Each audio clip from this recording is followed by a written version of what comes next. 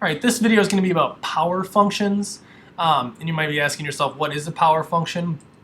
Well, by definition, it's a function that's in the form of y equals x to the n power.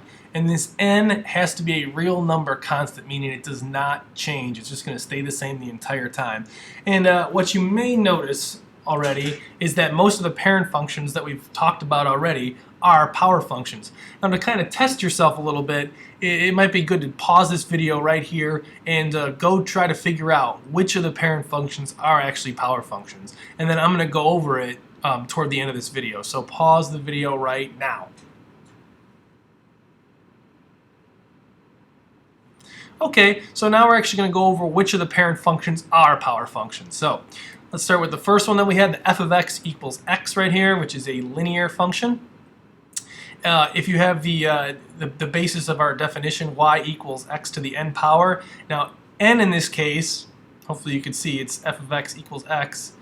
The n, even though it's invisible, it's a 1. N is equal to 1. So in this case, it follows our definition of what a power function is. So this would be considered a power function.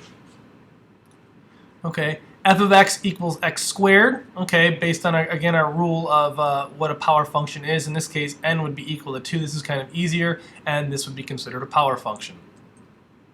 Next, we have f of x equals the square root of x. This one might be a little bit tougher, but it does still follow the rule because n in this case would be equal to 1/2, because the square root of x is equal to x to the 1/2 power, so this would actually be considered a power function. This one's kind of obvious, n is equal to 3. So that's a power function. And then we get to a funky looking graph here with the absolute value.